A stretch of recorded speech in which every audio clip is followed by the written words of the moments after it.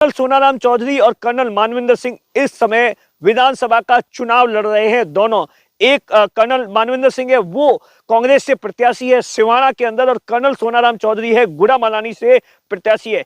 पहले आप देखिए, ये दोनों ऐसे नेता हैं जो कि एक दूसरे के खिलाफ बीजेपी और कांग्रेस से लोकसभा के कई चुनाव लड़ चुके हैं, हार चुके हैं, जीत चुके हैं। और उसके बाद में आप देखिए 2014 के अंदर कर्नल सोनाराम चौधरी है वो बीजेपी के अंदर आ गए थे और जसवंत सिंह के सामने चुनाव लड़े थे। और उसके बाद आप देखिए कर्नल सोनाराम चौधरी है वो चुनाव जीत जाते हैं। 2018 के अंदर आप देखिए जब विधानसभा का चुनाव लड़ते हैं तो जो मानविंदर सिंह और जो उनके जो समर्थक होते हैं वो आप देखिए बाड़मेर विधानसभा में कर्नल सोनाराम चौधरी को बुरी तरीके से हरा जाते हैं।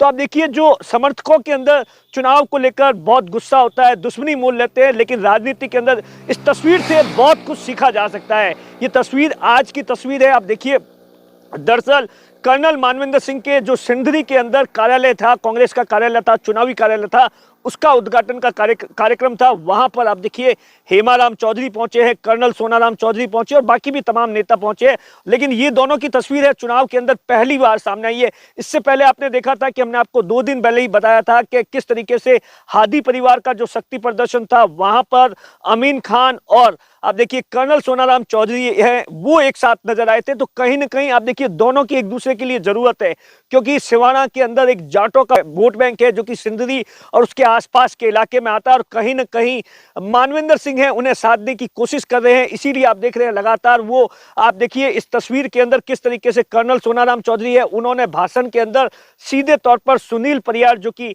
कांग्रेस से बागी है उन पर भी तंज कसा।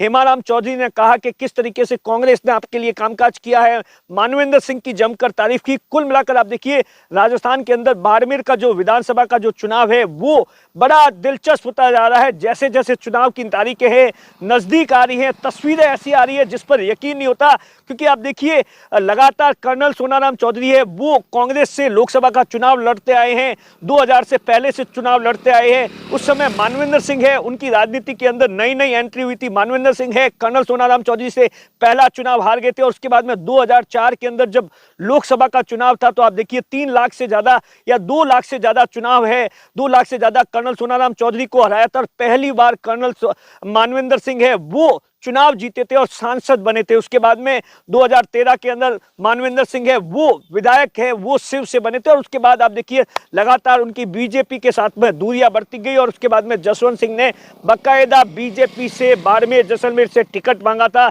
लेकिन कर्नल सोनाराम चौधरी को टिकट दे दिया था। तो कुल मिलाकर आप देखिए लगातार इस समय चुनाव की तारीख को में आप देखिए 5-10 दिन के आसपास का वक्त है, और उससे पहले हर कोई नेता चाहता है, हर कोई प्रत्याशी चाहता है कि कहीं पर भी मीन में की भी कमी ना हो, किसी भी तरीके से आखिर किसी भी तरीके से वोट बैंक को कैसे साधा जाए। और उसी के लिए आप देखिए लगातार नई नई तस्वीरें आ रही है, ये तस्वीर है। और उसके बाद में ऐसा भी कहा जा रहा है कि कर्नल मानविंदर सिंह है वो कर्नल सोनाराम चौधरी के लिए भी प्रचार कर सकते हैं, ऐसी भी जानकारी आ रही है। कर्नल सोनाराम चौधरी और हेमाराम चौधरी है वो मानविंदर सिंह के लिए सिंदरी और उस बेल्ट के अंदर भी प्रचार कर सकते हैं। हेमाराम चौधरी इससे पहले जब मानविंदर सिंह है वो अपना नॉमिनेशन फाइल कर रहे थे उस समय भी वहां पर मौजूद थे। तो कहीं ना कहीं आप देखिए सिवाना वो विधानसभा सीट है जहां पर पिछले 20 सालों से कांग्रेस जीत नहीं पाई है, और इस बार भी ऐसी स्थिति आप देखिए वहां पर हमीर सिंह है जो कि चुनाव लड़ रहे बीजेपी से 2 बार के विधायक है। तीसरी तरफ आप देखिए 2018 जैसी स्थिति है जहां पर आप देखिए त्रिकोणीय संघर्ष है। चौथे नंबर पर आप देखिए इस बार आरएलपी है, महेंद्र टाइगर जो कि बसपा से एक जमाने के अंदर 25,000 से ज्यादा के वोट लेकर आए थे। तो वहां का मुकाबला है वो बड़ा दिलचस्प हो गया। इसीलिए कोई नेता या प्रत्याशी ये नहीं चाहता है कि कहीं पर भी चूक रह जाए। कैमरे के पीछे नातू है, मैं आपका साथी दिनेश बोहरा।